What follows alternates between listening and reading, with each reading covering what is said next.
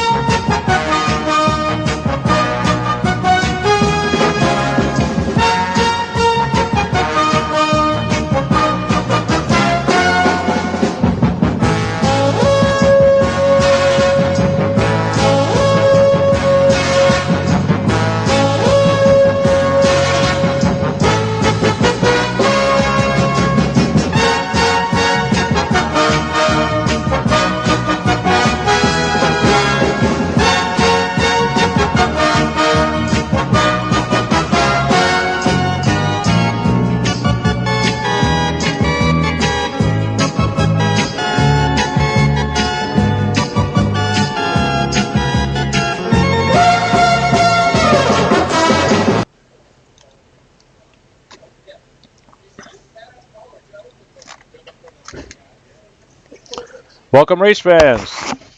This is your broadcaster tonight, Marty Uren, and his sidekick, Jon. Jon, how you doing? Doing well, Marty. How are you? Oh, pretty good. I see qualifying has just started here, and it's 30 minutes of qualifying for a race that will be, oh gee, how many laps will it be? It's usually about an hour and a half. This is going to be 37 lap race. And we're racing tonight at Sepang. That's Malaysia, I believe, right? That's right. Just outside of Kuala Lumpur, Malaysia. Another proper Grand Prix track. Let's put the map up here. We can talk about it.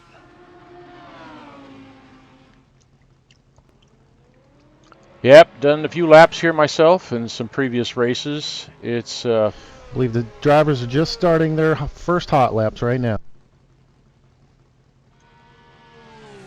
right. Yeah, Sepang is famous for its large and elegant grandstands at the turn 15 hairpin, which you'll see shortly.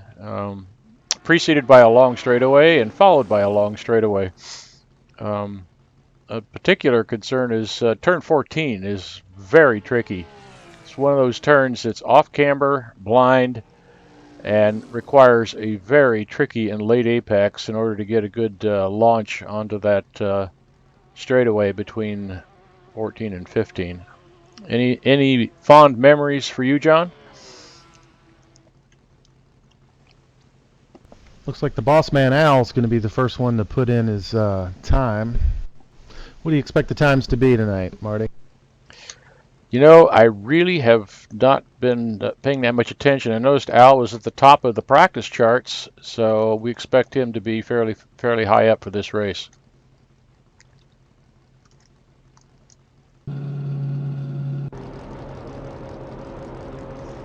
Yeah, that'd be good to see. Seems like the drivers are struggling with that Ford GT so far this season.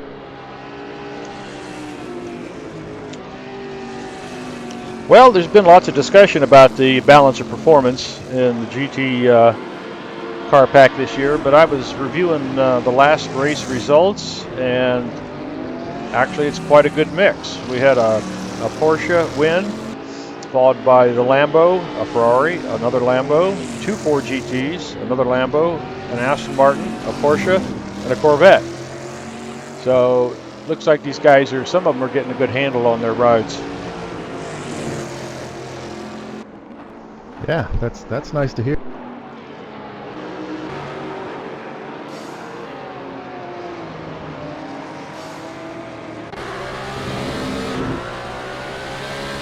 Looks like Martin Walters and Al are neck and neck for the top spot so far with a 2:03.4.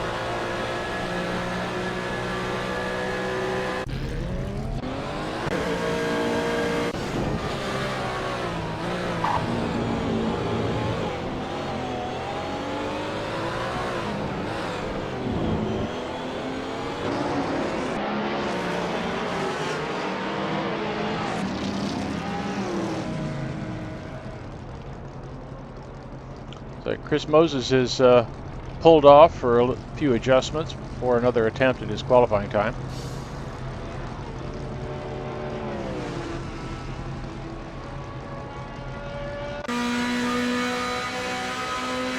What are your thoughts on this track? I know we've raced here quite a bit in the past. It's usually a Formula One track, but it makes for some good racing with these GT cars. Yeah, it should be good. It's a wide circuit. It has usable curbs in many sections. I'm sure there will be some attention paid to cut track penalties. Yeah, it's when you got the car right and you're in a rhythm, it can be very satisfying with the amount of speed you can carry through some of these tricky sections. But you get half a foot off of your apex, and you find yourself in the grass on the exit.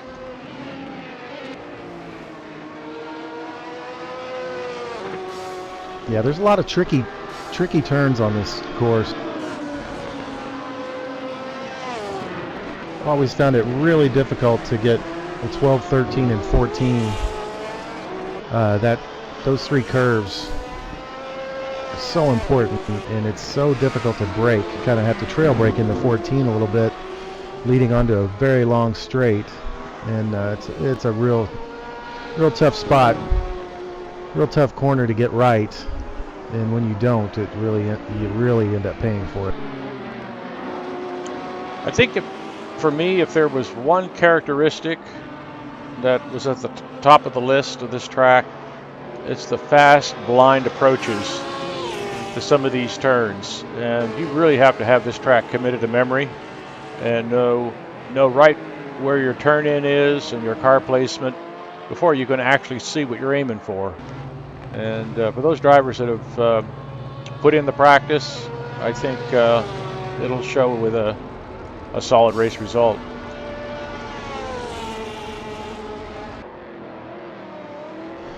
Looking at the times now, we've got Brad leading Martin and Al by 0.02 of a second. Covers the top three. It's pretty impressive after a 2-minute lap. Yeah, exactly. Yeah, the longer the lap, the larger the gaps could expect it to be. And yeah, Brad and I see Martin Walters has jumped up into second in his Porsche. I was going to say we got two Ford GTs at the top of the list, but we have a ways to go here in this another 16 3/4 minutes for the end of this qualifying.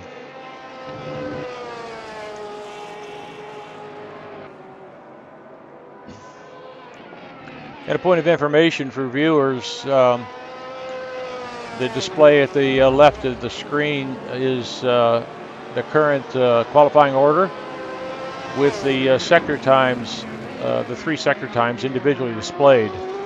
If they're in green, it means that they're up on the fastest time for that sector, and red means they're behind.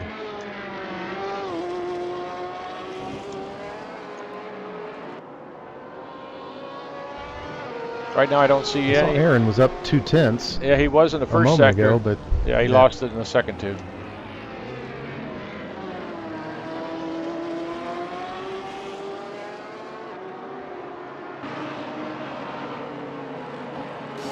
It can be quite nerve-wracking, particularly at the end of qualifying. When in the car, you can see a delta for your lap performance as you drive the lap, and you see yourself up by a significant amount in the first 2 sectors. Trying to hold it together for that third sector for a solid improvement can be quite challenging. I see a bunch of green up here in the sectors now. Ronnie Nunez is up 0.3 in both the first and second sector. Although it shows like Martin went a little quicker, 2:03.2. So maybe on his fastest lap he was a little slow on the in the first sector. Al Merrimont is showing he's green in first and second sector.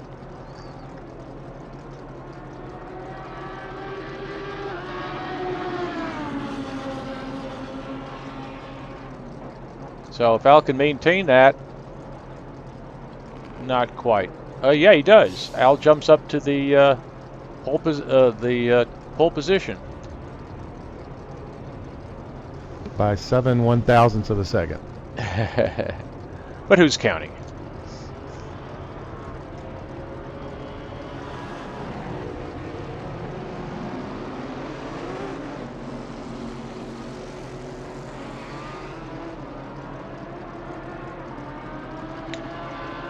Looks like Jon Ludden's up. Just a hair in the first second. I'm surprised we haven't seen him up front yet this season. He seemed to be one of the first guys to really figure out this when we switched over to Assetto Corsa. And I believe he's got more wins than anybody else in the first few seasons since we've gone to Assetto Corsa. So I expect him to get this car figured out and probably be up in the winner's circle a couple of these races this season. Yeah, I was watching him in car during practice, and I really liked it. His lines and his car control. It looked like he was comfortable with the car. So yeah, it's a little surprising he hasn't got more speed out of it so far. Although I see he's up in the second sector by a tenth.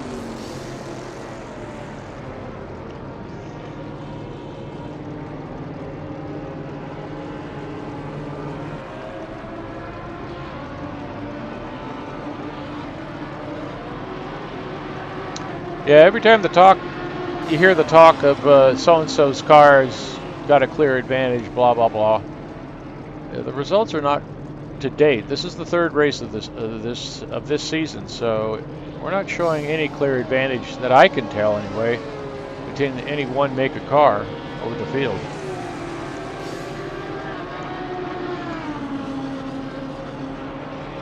No, and it's the usual suspects up front as usual, so you know they can drive anything. Yep, fast or drivers they can figure out how to drive anything. Fast drivers are just fast. Looks like Ludden put in a good time. He gained a few spots, but he's still 400ths behind Al, which puts him in third place. Now I see Brad is green in first and second sectors. First sector shows 0, but he's 3/10ths up in the second sector. So Brad could be improving here significantly. Yeah, it looks like a 10.5 separate the top 5. That's pretty incredible. And Brad Marys takes second place right behind his teammate Al Merriman. With the same time. Exactly. Less than 1,000. You think they're sharing a setup? Yeah, you think so? Wow. 1/100th. Yeah, actually less than 1/100 separate the top 3. Yep, with 11.5 minutes to go.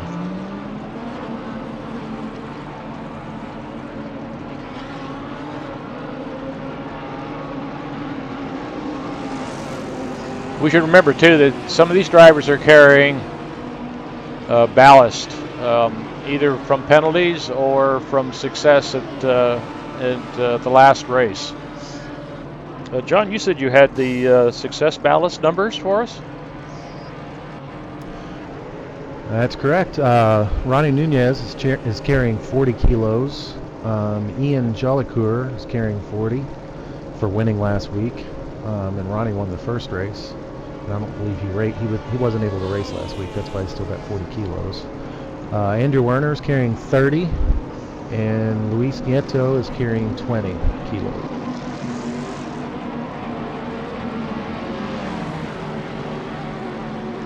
Yeah, let's say we find someone for a ride around the track here.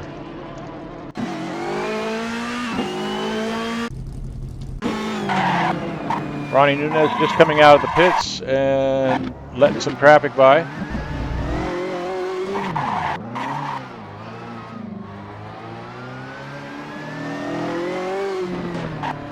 He'll be on cold tires here.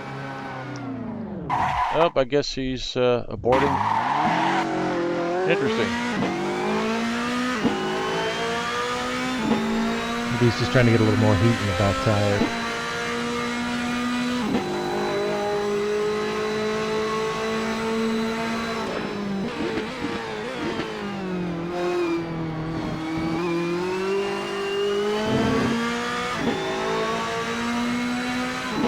Our race winner last week was Ian Jellicoeur, and he's actually subbing again, this time for David Poole in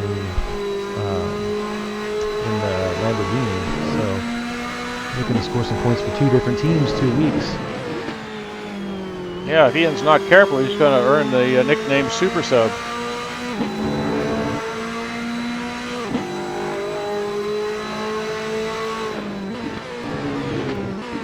He sure was super in that Porsche last week. Yeah, Carlos has to be happy with that. And then I believe Carlos is making his debut this week. He was away the last 2 weeks, I guess.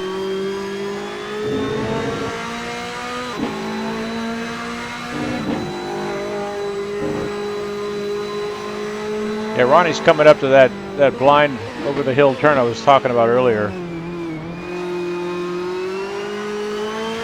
And nicely executed.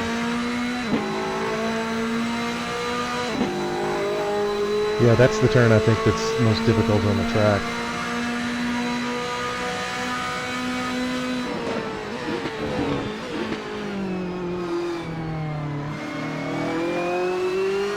Yeah, on the first lap, going side by side through there is usually a bit of a more of a thrill than most drivers welcome.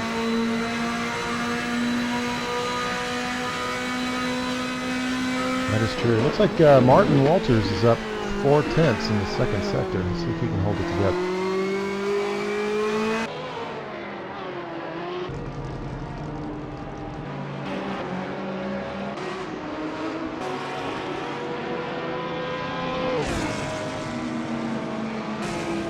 He's heading into the last corner now. Yep, we just picked him up. Looks like he's on a flyer here.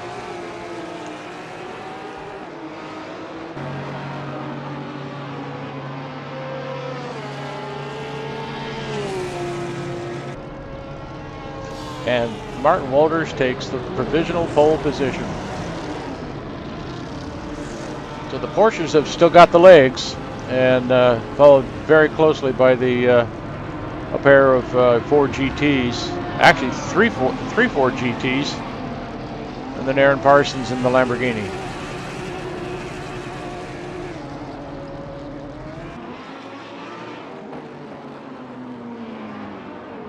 Yeah, clock's winding down here, so everybody's making their last-minute tweaks and committing to a best effort here to see how it shakes out.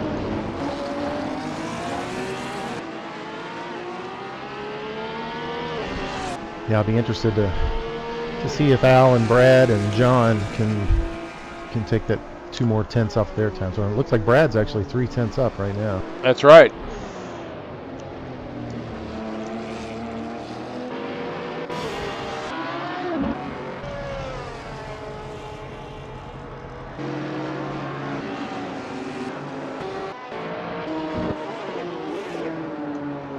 Just picked up Brad here, completing the second sector. See if he maintains it.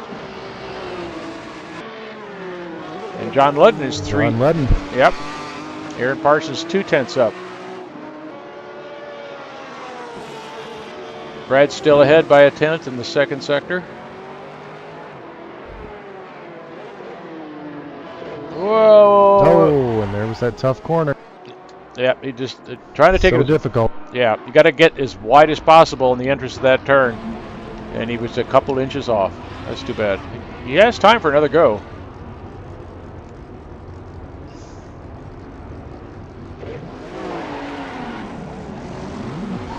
In that corner, yeah, that's what I was saying about trail braking too. You kind of have to be on the brakes hard when you're turning, which makes it really, really difficult to keep it pointed in the right direction.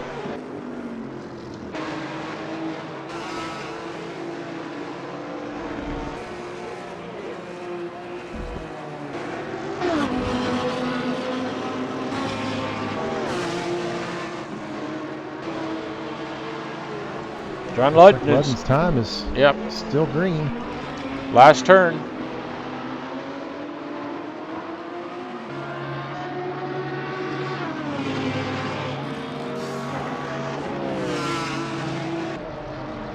And he does it.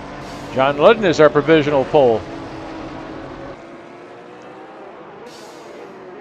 Here comes Aaron, and Aaron takes it. Boy, I wasn't seeing that coming. Yeah, he was quicker in the first sector and then lost a little in the second, but he gained it all back in the third, plus some.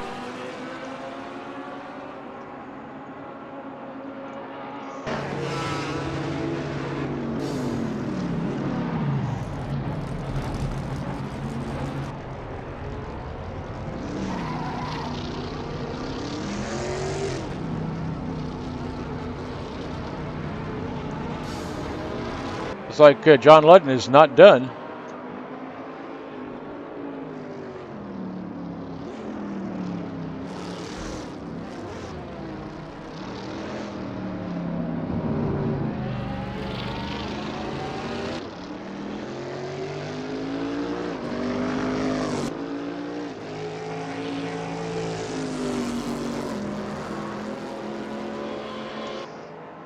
Well, hopefully the broadcast this week will be devoid of the audio problems we had last week. We made some changes with the car sounds, and so far it's looking pretty good.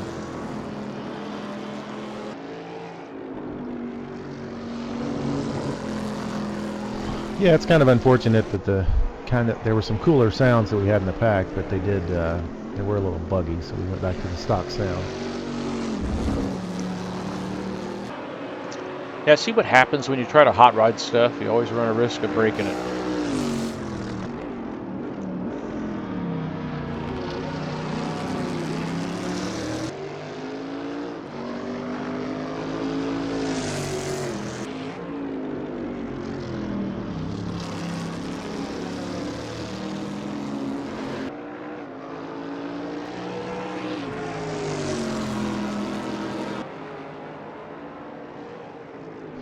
Should note that there were a couple of penalties, no quals. So Barrett Rolfe has got a no qual, and Moses Caraballo, and I don't believe he is here tonight.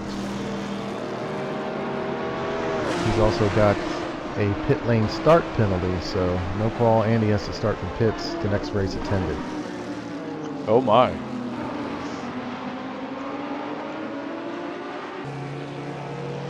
A little bit too aggressive on the first lap. Yeah, Moses is one of our newer drivers to the league, and even if you're an experienced sim racer at this level, it could easily take a while to get your head into the difficulty of running close with top level drivers and not letting your enthusiasm, shall we say, get carried away.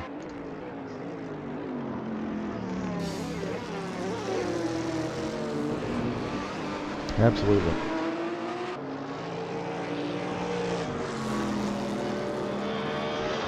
And if you're having a problem in that regard, the competition committee is perfectly happy to keep beating you over the head with penalties for as long as it takes. Yep, we've all been there.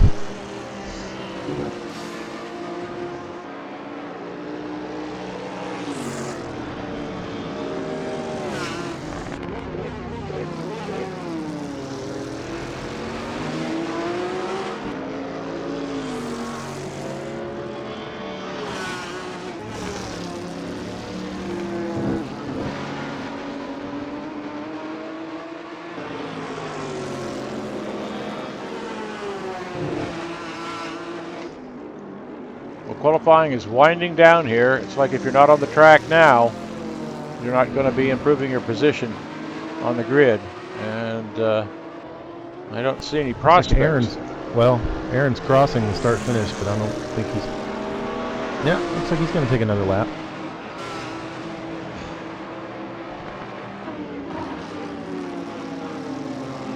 And checker flag is out.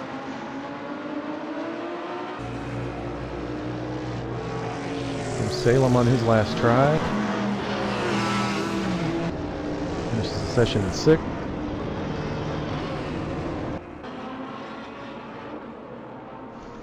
Ludden comes through. He is in 2nd. Ronnie Nunez is approaching the last turn. Will be his last attempt. Of course, like we said earlier, Currently in seventh, but he's carrying 40 kilos. Yeah. So he's, top 10 with 40 kilos. That's nothing to cry about. Here comes Andrew Warner. Another driver carrying success ballast. He's got 30 kilos. Currently 8th place. Needs to pick up at least a couple tenths to gain a spot.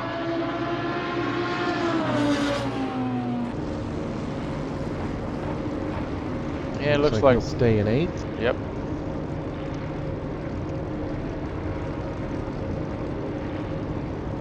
Now Chris Moses, who's currently in 10th. See if he can figure out that Corvette.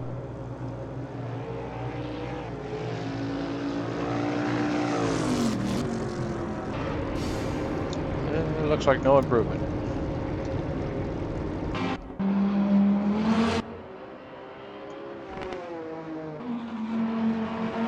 Here comes Aaron Parsons. He's 2 tenths up in his second sector.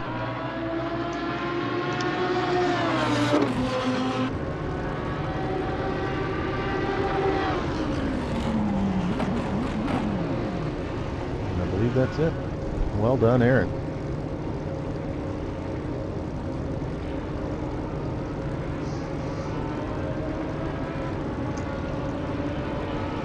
Well, there you have it. There's our starting order for tonight's race, the third race of the NAGP GT3 season at Sepang.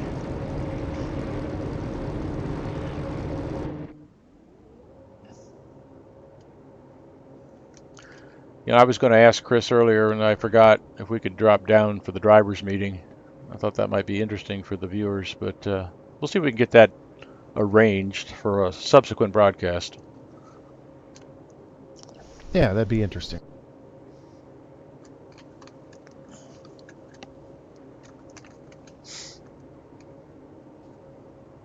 Why don't we run through the starting grid, Marty? You want to take it from the top? Good idea. Okay. On pole position tonight is Aaron Parsons in his Lamborghini. In second is Jon Ludden. In third is Martin Walters. In fourth is Al Merrimon. In fifth is his teammate Brad Marys.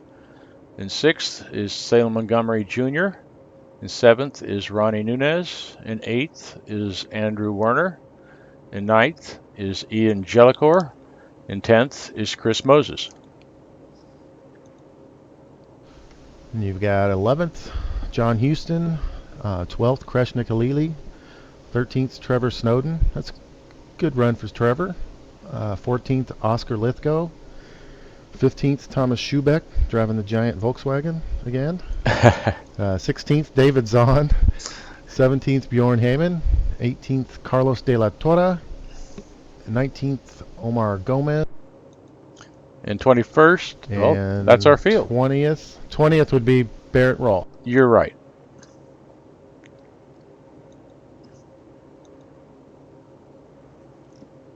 I think that's everybody. There might actually be someone missing that dropped and is coming back in.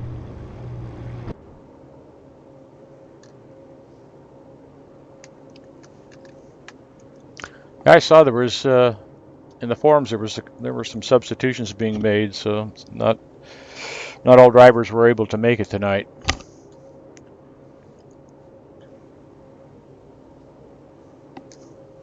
Yeah, that's right. Ian subbing for David Poole in the Lamborghini. Oddly enough, this week I saw a Lamborghini Huracan on the street in my hometown, which was shocking. It's the first time I've seen a Lamborghini in years. Well, at least at home. I saw a bright orange McLaren in my town this week. It's like, oh, wow. It looked like he was trying to make a right turn into a driveway, and he stopped and held up traffic while he changed his mind and backed up because the car was too low. What a newbie. Yeah, well, if you're driving a McLaren, you know, at least in your own mind, you own the road.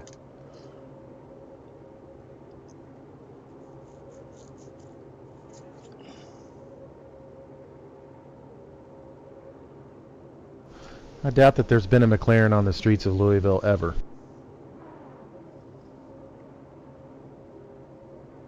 Oh, I bet there's an even chance that there might have been. But now that you mention it, there really aren't that many. So it's all the more remarkable that that San Luis Obispo had one caressing its downtown streets. We do have some cool cars. I know of a guy that's got a Maserati. Was that one that was the race car that from years back that was based on the Enzo? We used to race that in GTR2. Oh, the black and turquoise, yeah. Yeah, that great big car. There was one of that. Somebody in town's got one of those. Although I've never seen it, I just know of a guy that a friend of his had a picture of it. There's also some car collectors. There's one that won Pebble Beach. He won overall and showed 2 years out of the last like 6 years. Yeah, I don't think they made very many of those.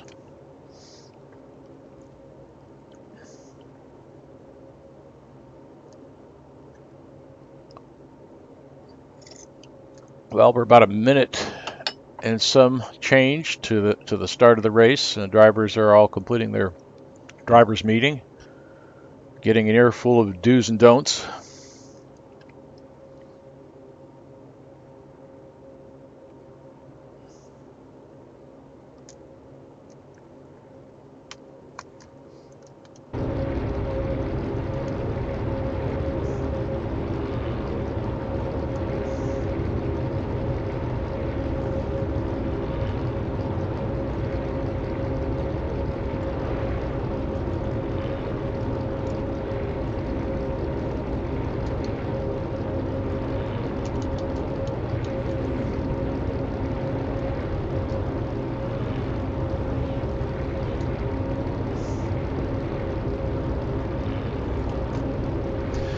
Hope they have a clean start. This is a tough first 2 corners with that more than 90-degree right-hander followed by a really sharp left. So you have to keep it really clean and be expected to almost stop.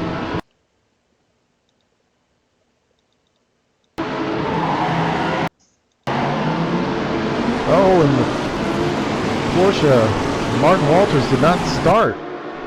I think he's had controller issues and a huge crash. Oh, huge crash. His car never took off on the starting line. Resulted in at least 7 or 8 damaged cars.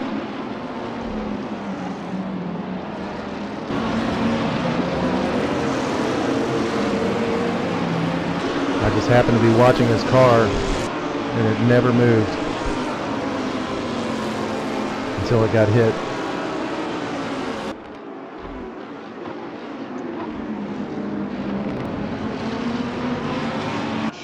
Well, up front here we have Aaron Parsons got a clean getaway, it looks like, and followed closely by Jon Ludden and Al Merrimon and Salem Montgomery. Yeah, looks like Salem got a pretty good start. Passed a few cars.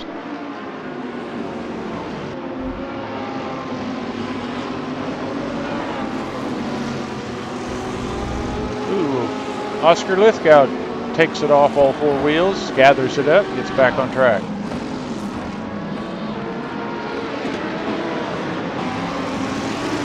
No doubt some cold tire syndrome there.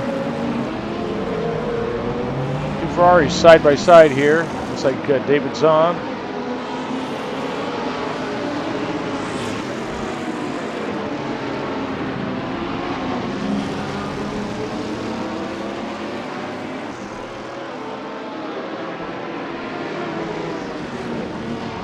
I see Brad has got shuffled back to the 10th position here.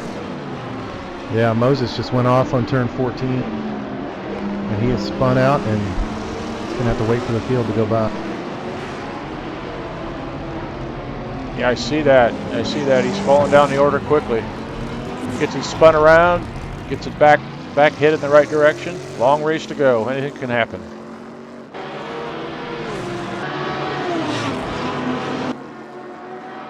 That goes to show you that somebody experienced as Chris, knows better than to come back on track. That's what we all want to do when we have a spin, is get back into the race as quick as possible. But sometimes you just have to sit there and wait. Take your medicine.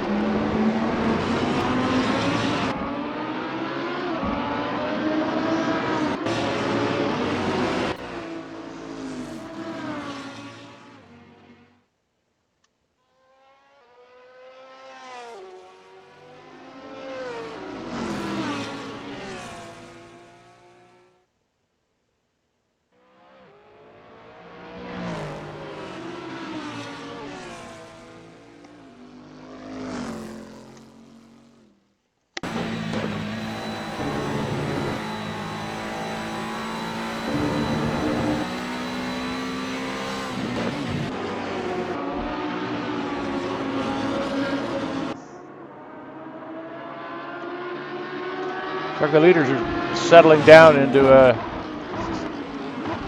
comfortable pace here with nobody running terribly close to anyone else at the moment.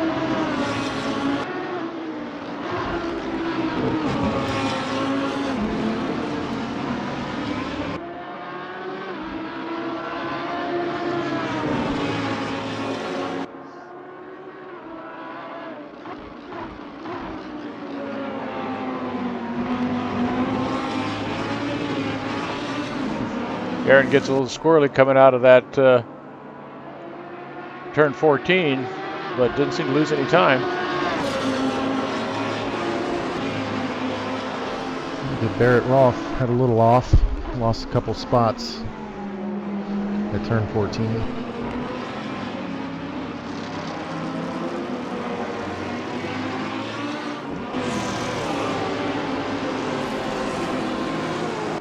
Trevor Snowden is taking Ian for the pass. Yeah, Trevor just kind of took it a little wide, made it easy for Ian.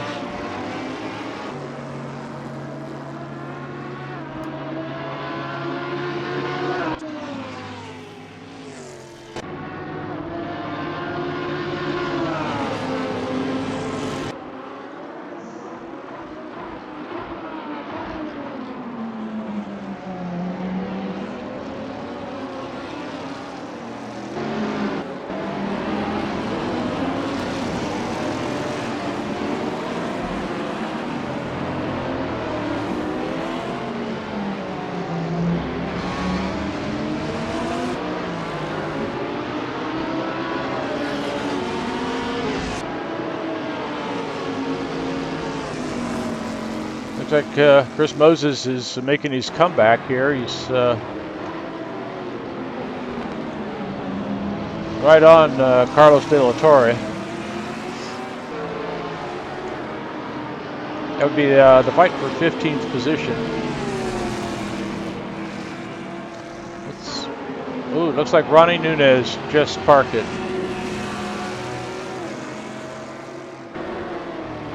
Oh, that's unfortunate. He did take, looked like he took most of the brunt of that starting line crash. So Chris Moses completed that pass and is continuing his charge back up to toward the front of the pack. Yeah, I just saw just ahead of them, Bjorn just passed John Houston for the 13th spot.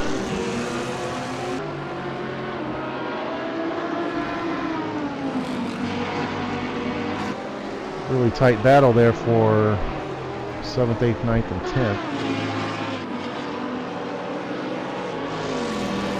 Well, Trevor just took it off a little bit into the sand, kind of lost track of those guys ahead.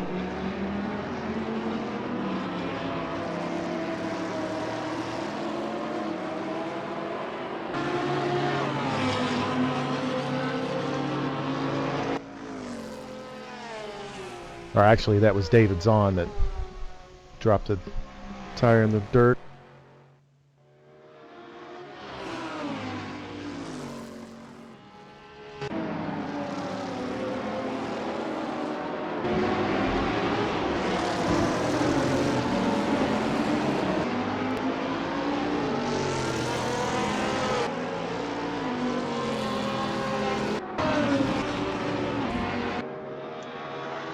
pretty good to see. Trevor and David, relative newcomers, really showing some good racing tonight, both in the top 10.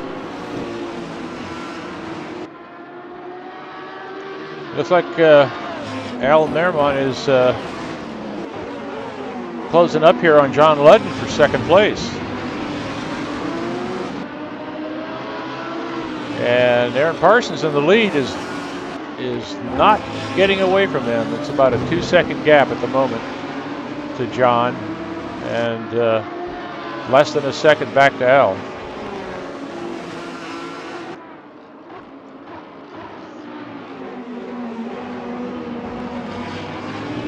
Well, that was some interesting difference in lines through that tricky turn 14. Yeah, that's what I was going to say something about that. I think Al could get a pretty good run on Jon if he could get on the taking it wide or much wider than Jon. You would think he could get a little bit quicker start on the throttle for that long straightaway. Yeah, it depends on how much grip there is out there. I mean, you want to go as wide as possible, but it may be that there's a point at which you get beyond the grippy part of the track, and it would seem that's what Ludden was attempting to do, is stay in the darker section of the track where the rubber's laid down. Compromise your entrance speed, but gives you better grip on the throttle. But that's racing. It's so much of it is a trade-off as to what works for one driver versus what works for another. Yeah, and I could see where he might not want to get as far out right on the edge of that corner too, because if you go off there, you are going to lose a lot of time. Yeah, and Jon's taking a lot more curb there on the apex than Al is too. There again, yeah, very different for both of them being in the same type of car. Doesn't mean their setup is the same. It's an interesting difference in approach to the challenge of this track. Once again, Jon gets it very tight over the curbs, bordering on a cut penalty. And neither one of them went very wide in that little double right-hander in the middle of it. Well, there again, it's where the grip is, and trying to keep it on the dark section of the track where most of the whoa. I think there was a lag. Who was that? That was Aaron. He's back. He's back. Okay, I just saw that momentarily ahead of these guys. Yeah, I thought we were going to see some sparks, but must have been an internet issue.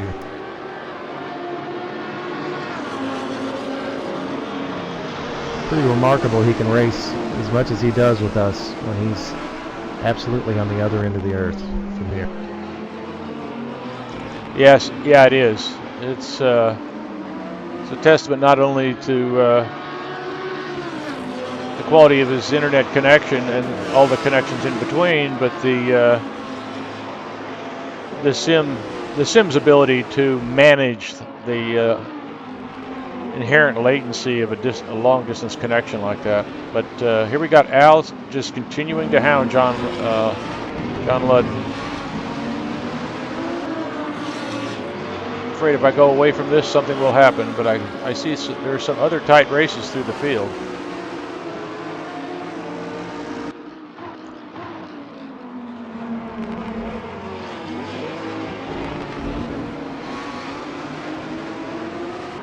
Yeah, I'm sure Aaron Parsons in the lead there is enjoying watching his mirrors and seeing these guys, starting to really race each other, because if they make much of an issue of it, they're going to slow themselves down, and that gap will only increase faster. Speaking of which, the gap's up to about 3 seconds now. Yeah, I was looking at the gaps, and there's a big gap between 5th and 6th place, Werner and Jolicoeur, of 14 seconds, and I think that has to do with that big mess at the starting line. The whole back of the field from 5th back, or 6th back on, had to actually stop, and a lot of guys were spinning and having contact, so it's pretty unfortunate. Yeah, it was kind of off in the distance from my view, but from what you're telling us, the Walter's car never moved from the grid. Yeah, he never did. I believe he must have had some kind of controller issue because his car didn't take off at all. And a couple cars got around, I think, and then one made contact, and then it kind of just kind of ping-pong balled from there. Well, I'm sure somebody's going to say, "I told you so." They should have put a new clutch in that thing before the race. Yeah, we'll blame it on mechanical failure.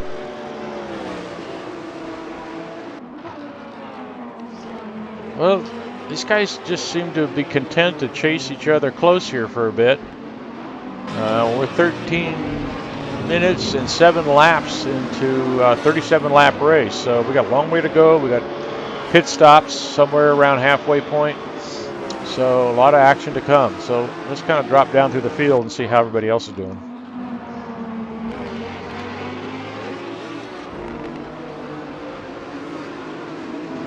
We've got Salem Montgomery Jr. in 4th. Ooh, Salem gets a big slide, and I think he loses that position to Andrew Warner. Yep. Warner pounced on that little mistake. It's called being in the right place at the right time.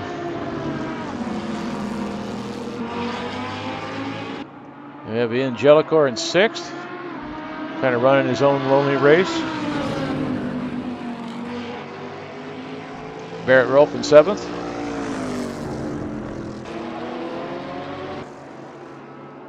Omar Gomez, followed closely by Oscar Lithgow.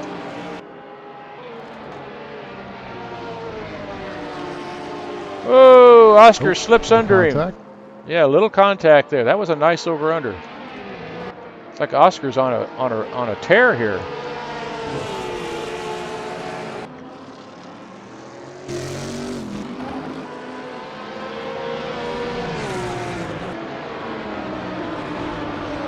Uh-oh. Trevor got a little deep. Got in that corner a little deep, locking up the front. He got away with it and got a position doing it. I think it, to Oscar's credit, he saw him coming. He gave him room. I'm sorry, that was Omar Gomez.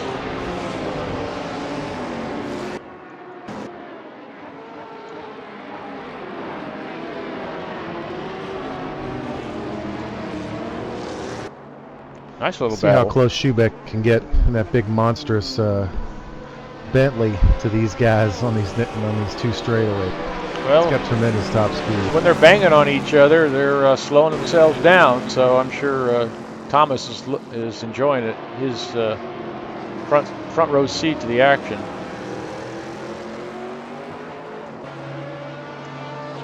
Looks like he kind of let Chris go on there on that last turn. Yeah, he did.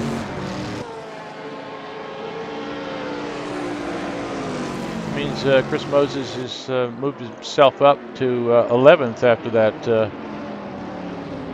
off-track excursion that put him to the back of the field. Didn't see if he might have had some assistance with that.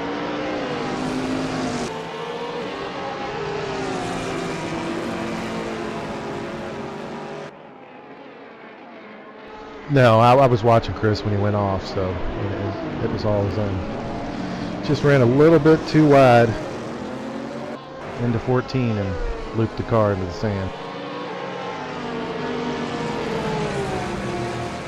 And speaking of looping, Omar just had about a half a loop.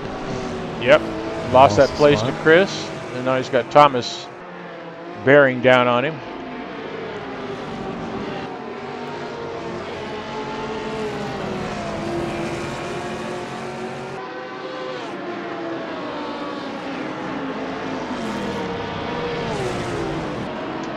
We've got a pretty good battle for the 14th spot between Bjorn, Carlos, and David Zahn. So there's always somebody to race with here. These guys are a minute behind the leaders and still having a nice three-way battle. Yeah, Carlos has got that Porsche right up against the tailpipes of that Ford GT.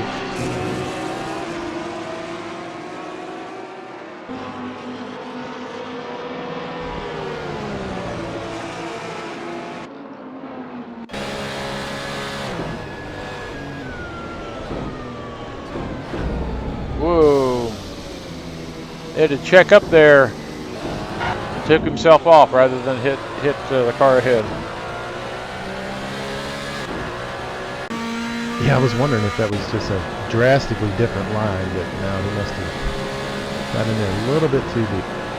Yeah, Bjorn's entrance to the turn was a little slower than Oscar anticipated.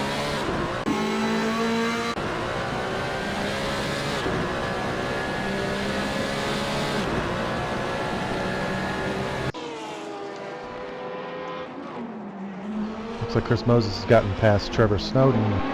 He's actually up in the 9th spot and working on Oscar Lithgow.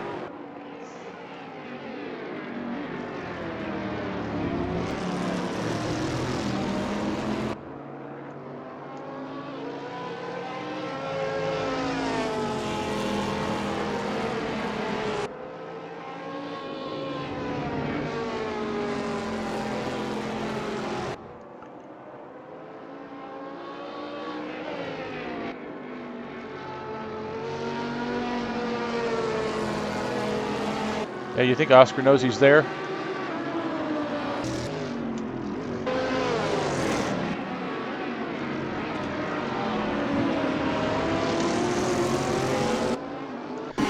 I'm sure Chris will make sure he knows he's there.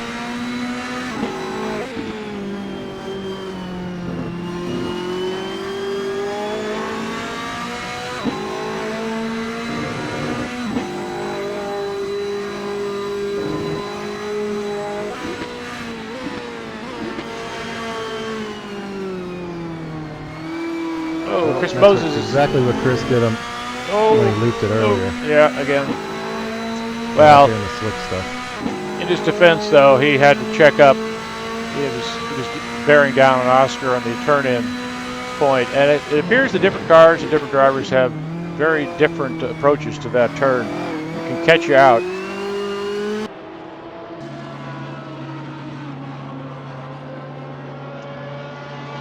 Yeah, when you're following close, you've really got to be dialed in to what the guy ahead of you is doing and try to anticipate. You know, if he's slower going in, you know, you've got to make allowances for that in order to be in a good position the rest of the way through the turn. If you have to avoid him, kind of thing. The worst case is that you have to just bite the bullet and take it off track to prevent a collision.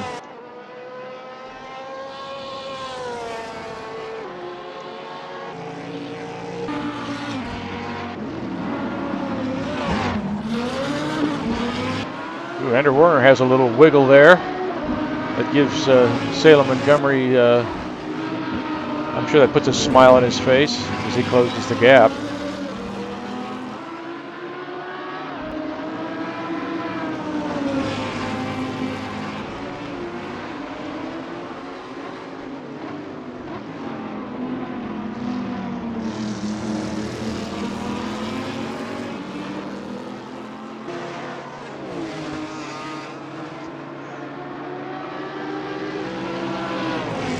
This is the battle for 4th place.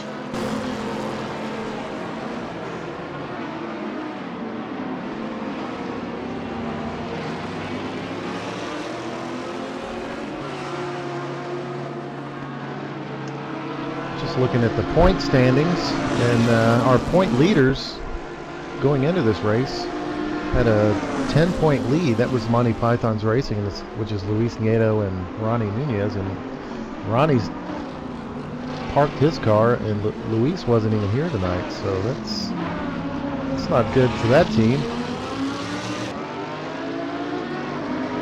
Yeah, that's got to hurt. When you're leading points and you drop down the order because of personal scheduling.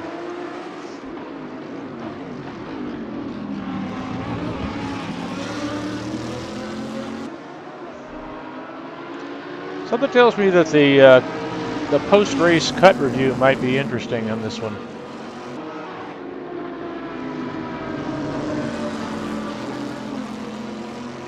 And I wonder if that includes all four wheels off the exit of some of these turns. I believe it will, unless the competition committee knows if you get four wheels off, that the track actually slows you down. Sometimes it does. Well, hopefully that was clarified in the drivers' meeting so that everybody's on the same page. Usually it is.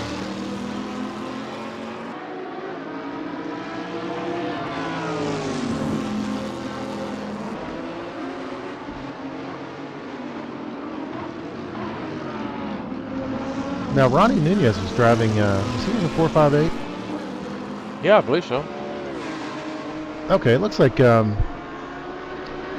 Luis must have a substitute. I believe Martin Walters. I believe he's substituting.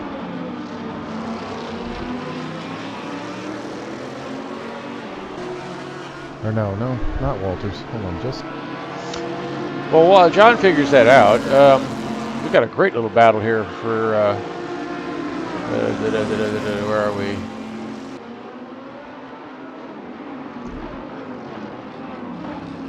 Oh, yeah, for fourth place. Andrew Warner and Salem Montgomery Jr. have been going at it hammer and tong here. It's like they're using every inch of the track. And once again, mid-engine Lamborghini against front-engine Corvette. Some interesting differences in the racing line and the amount of curbs they're using, apex to exit.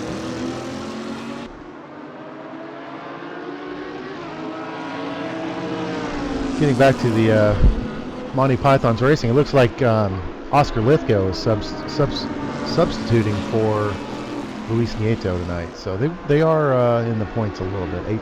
Eighth place, I believe, is worth 8 or 9 points.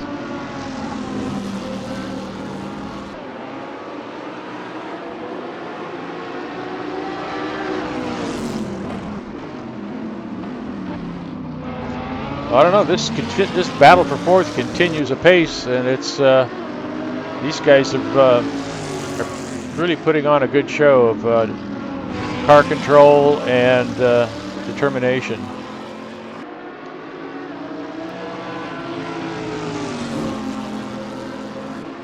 And we're not even halfway yet.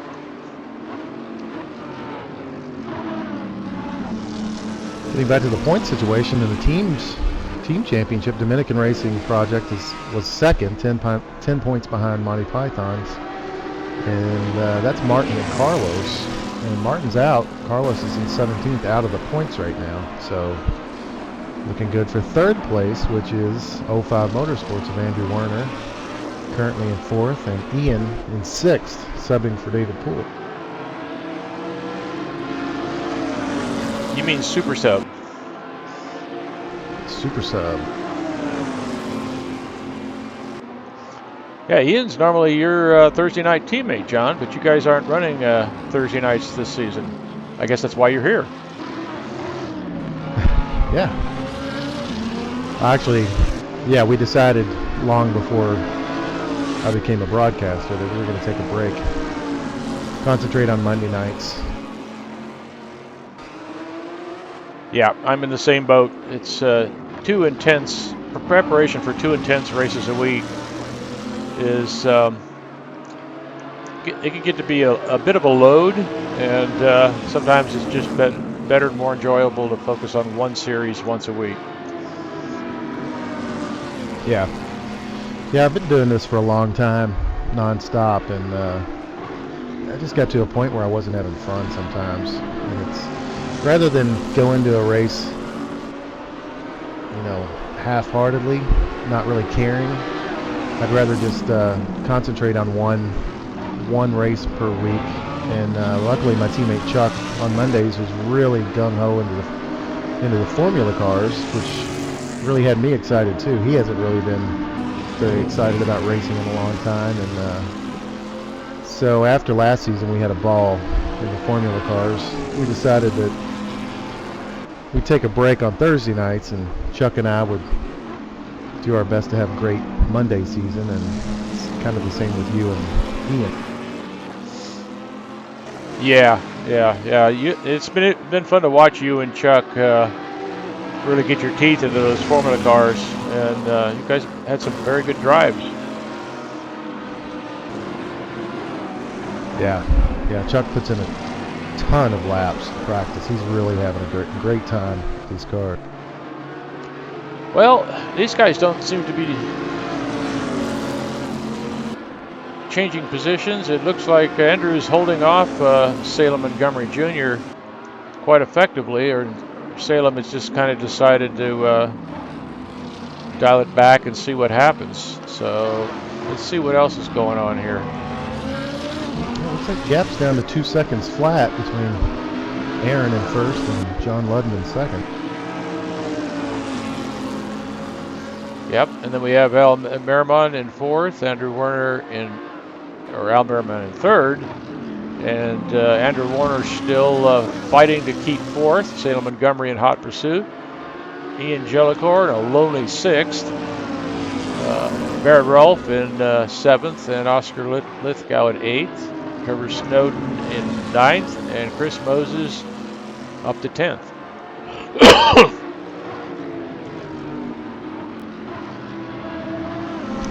Yep, Moses was in ninth, but I guess that last little slip he had to turn 14 cost him a spot.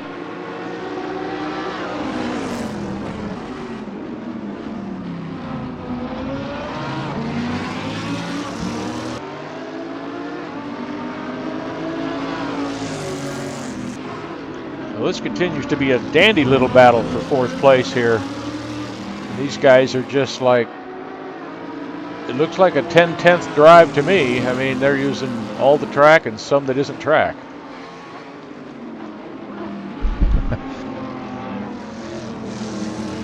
Got to remember, Andrew's carrying 30 kilos too. Pretty impressive to be able to hold off Salem. He's pretty quick usually. Yeah, but maybe why we see Andrew using so much more curbing to try to carry that weight through a gentler arc.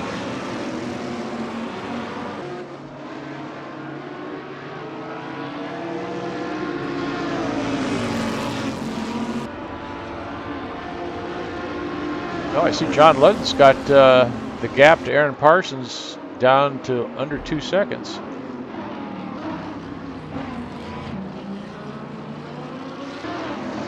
Yeah. No, I was thinking about that earlier. Now we knew that the Lamborghinis are pretty heavy on fuel usage, so I wonder if, I know it doesn't take very long to fuel these cars, but any little bit's going to help. And if Ludden can keep that gap down there around a second or two, he might be able to jump in the pits. Or just being able to maintain the pace, put himself in a position to close it up and make a race out of it.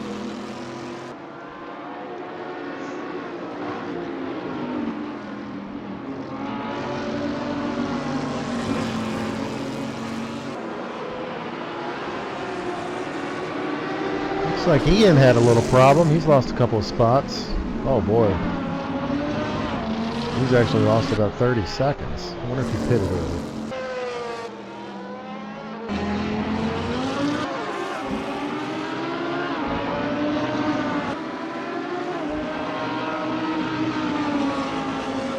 Yeah, he has lost a couple of spots. Well, I just looked at him a little while ago, and he was way ahead. I mean, the gap to first was a lot lower than it is now. Oh yeah. I wonder if he actually. Or he has some other problem. He just dropped 2 wheels off, and he's got Chris Moses right alongside him now. Chris takes the position. Now, if he came out of the pits on fresh tires, he's going to be pretty slow. He said that car was awful the first 2 laps or so. Well, we are within what I imagine is pit window for most of these guys, so yeah, we'll have to try to keep an eye on that.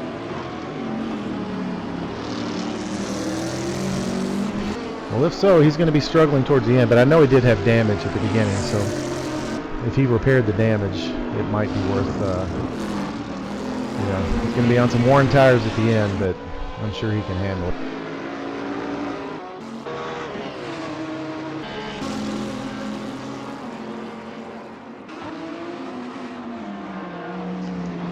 Well, I'm really interested to see how this Andrew Warner Salem Montgomery duel comes out.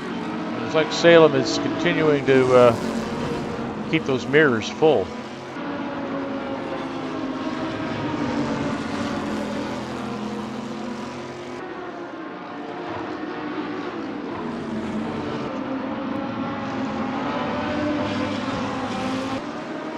Looks like they're coming up on John Houston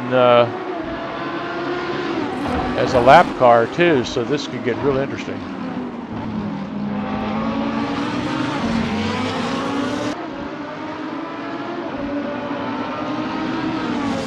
Yeah, and John pulls to the inside, makes it clean for them to get through.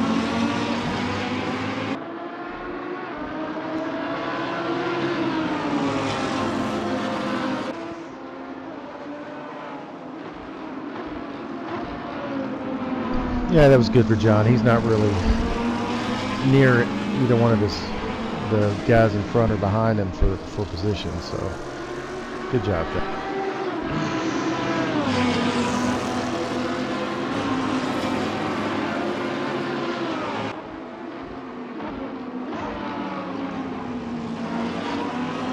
Yeah, that gap to the lead continues to hover right around 2 seconds.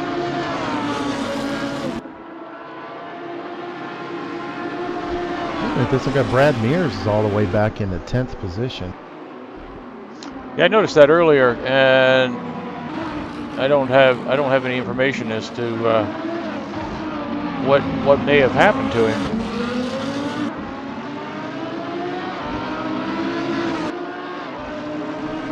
Looks like he and Ian are having a pretty good battle. Yeah, Ian's fallen a couple more places back.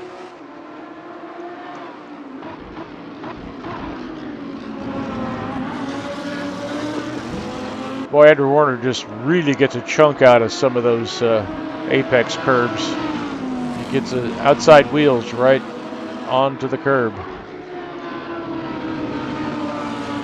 It's working real well for him, I gotta say.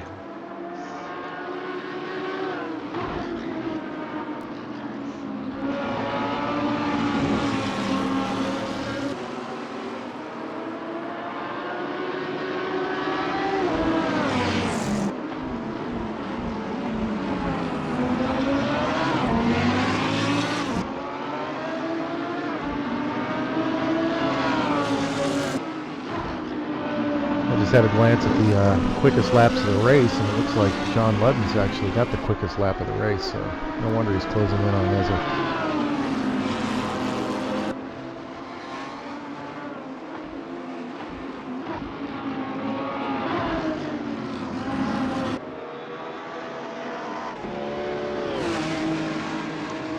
Well, Al Merriman continues to truck around in third place rather comfortably.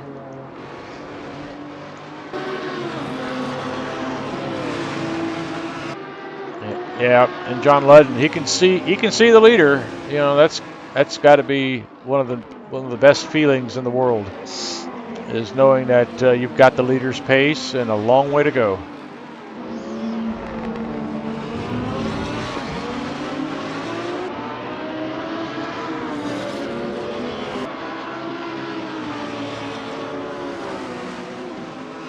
We're working lap 18, I suspect. I expect us to see some pitting next lap.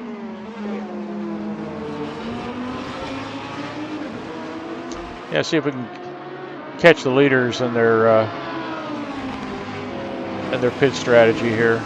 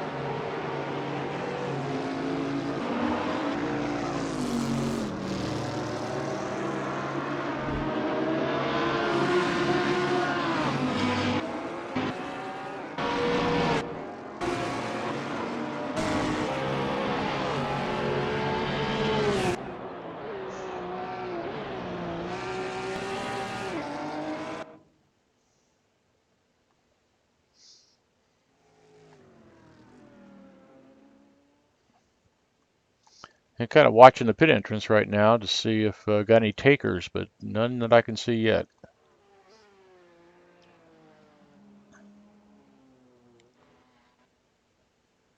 Nope, leader stayed out. Yeah, they did. Al stayed out.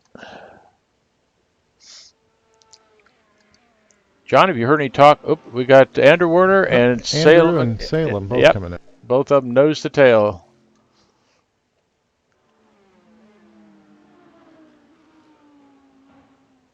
John, have you heard any talk about double stinting tires strategy? No, I wouldn't expect that in the GT cars. Most of the guys, probably all the guys are running 2 sets of mediums. They change the tires so quickly that I don't think there's any advantage in that.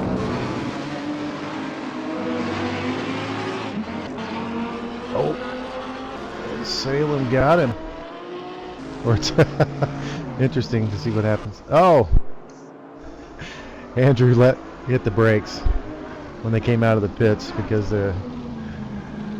it's kind of odd in this sim that the cars can't make contact in the pit. You can kind of drive through each other. And they came out at exactly the same time, so Andrew actually just gave it a little tap on the brakes to give Salem the spot. So what happens if your 2 cars occupying that same virtual space in the pit lane suddenly emerge into the track where that's not going to make it? Well, it's funny, Ian and I actually did that on Monday in practice. We both came out of the pits exactly the same time, and our cars were kind of melted together. And we went out, I believe, through turn 1, and we're still together. And then finally, I think one of us, we turned apart. But I believe you can keep going virtually forever, theoretically, until your 2 cars become separated, and then they actually become what you would call collision objects. Right. Well, that's good to hear. That's so it won't be a disaster for drivers finding themselves in that situation. Right. Yeah. And I was glad that we figured that out on Monday because I was always curious what happened, and just never thought about going out at exactly the same time to see what happens. But yeah, you don't become collision objects until your cars actually separate from each other. Like one of you turns right and one turns left, then you would actually, if you came back together, then you would have contact. That's good to know. It looks like